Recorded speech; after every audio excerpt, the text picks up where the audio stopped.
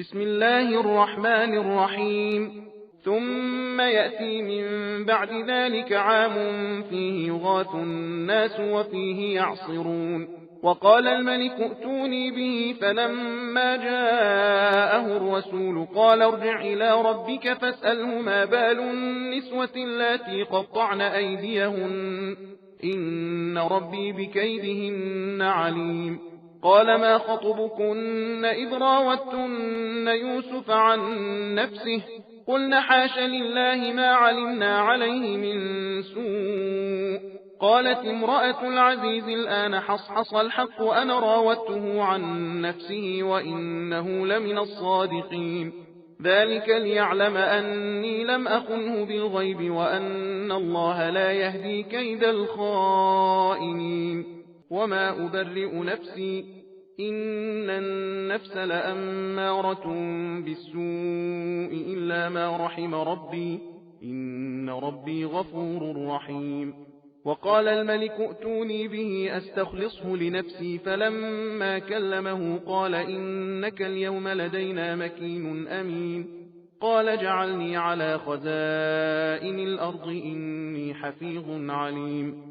وكذلك مكنا ليوسف في الأرض يتبوأ منها حيث يشاء نصيب برحمتنا من نشاء ولا نضيع أجر المحسنين. ولأجر الآخرة خير للذين آمنوا وكانوا يتقون.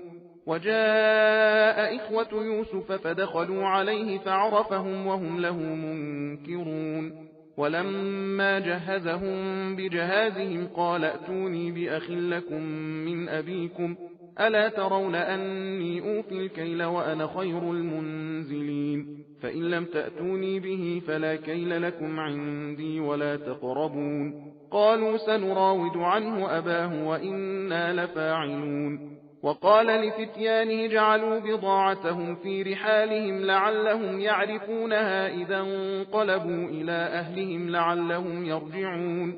فلما رجعوا إلى أبيهم قالوا يا أبانا منع منا الكيل فأرسل معنا أخانا نكتل وإنا له لحافظون.